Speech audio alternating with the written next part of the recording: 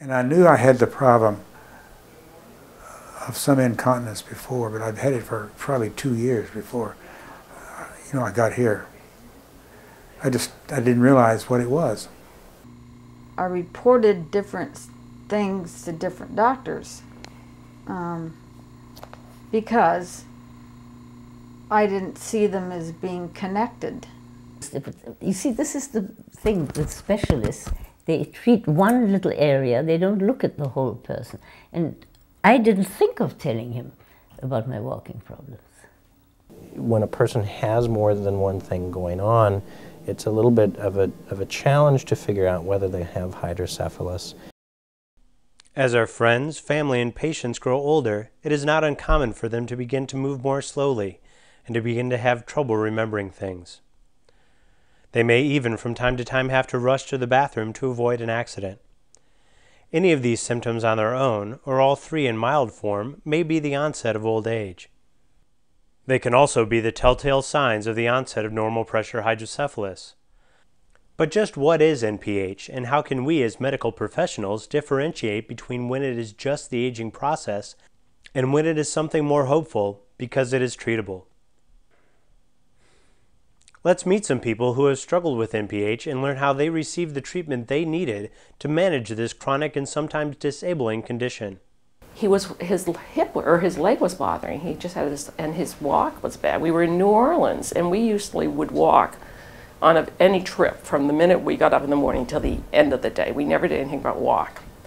And this time it really sort of bothered him. We were coming back and taking a nap. So when I got back, I said, why don't you see an orthopedist? So he went to the orthopedist, and the guy said, nothing wrong. No, because remember, I always have to run to my calendar. I cannot remember when I have to do what.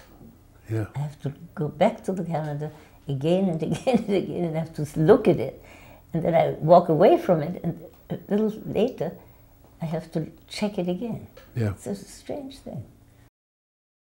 Like if I heard water running, I'd start to wet myself, even though I was on the medication. Just what is NPH and how is it diagnosed?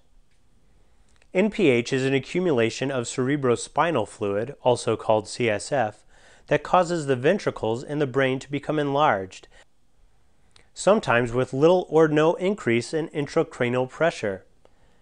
It is most commonly seen in older adults and is accompanied by some or all of the following triad of symptoms: gait disturbance, mild dementia, and impaired bladder control.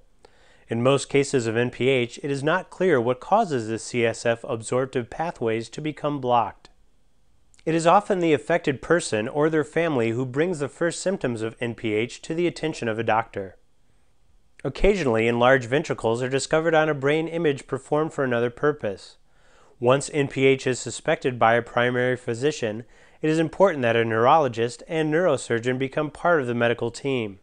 Their involvement from the diagnostic stage onward may save a patient from this debilitating condition. The most common and usually the only available treatment for NPH is the surgical implantation of a shunt, a device that channels cerebrospinal fluid, or CSF, away from the brain to another part of the body where it can be absorbed. Most shunt systems consist of three components: a collection catheter situated within the cerebral ventricles or the lumbar spinal canal, a valve mechanism to control how much CSF flows, and an exit catheter to drain the CSF to another part of the body. After surgery is completed, all components of the shunt system are entirely under the skin and nothing is exposed to the outside.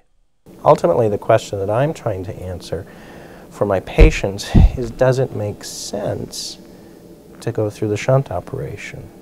Most people who come to see me want to get better. I mean, that's easy. That's why they come to see doctors.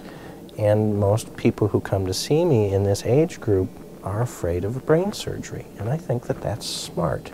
So as much as we can, we try to answer that question ahead of time and see, can we predict that there's some benefit that they will have after the shunt surgery? And if our testing looks like it will, then that's when most people go through with shunt surgery. When it looks like there won't be, or it will be very minimal, that's when we'll recommend against that. With more than 250,000 people living with NPH in the United States, it is crucial that we as medical professionals begin to look at the ways in which we can improve the methods of diagnosis and treatment of NPH. Although the success rate for shunting is higher when proper diagnostic and treatment procedures are followed, it is not possible to predict the degree of improvement that will follow shunt surgery. However, NPH is not a hopeless condition. Advances in shunt technology and surgical techniques are continually being introduced and developed. Adults diagnosed with normal pressure hydrocephalus and their families should be encouraged to ask questions, gather information, and network with others. It was like a miracle because she had been there for 3 or 4 days. And he said, well, let's go and walk. And suddenly my wife, for the first time in several years, was able to walk normal. The Hydrocephalus Association was formed to provide support, education, and advocacy for individuals, families, and medical professionals dealing with NPH. Because normal pressure hydrocephalus can be a complex medical condition, it is essential that everyone involved learn as much as possible about the particular case so that informed decisions can be made. I said, Jonah, you've given my life back. And while none of this was life-threatening yet, it certainly reduced my quality of living. And that's the thing I'm seeing coming back. It's come back a great deal, and that, I appreciate that. I'm not going to worry about running 7 miles anymore. I may walk it. I want to, and that will be fine. At my age, I should slow down, I guess. Thank you for taking the time to find out more about normal pressure hydrocephalus. For further information, please visit our website at www.hydrosoc.org or call us at 1-888-598-3789.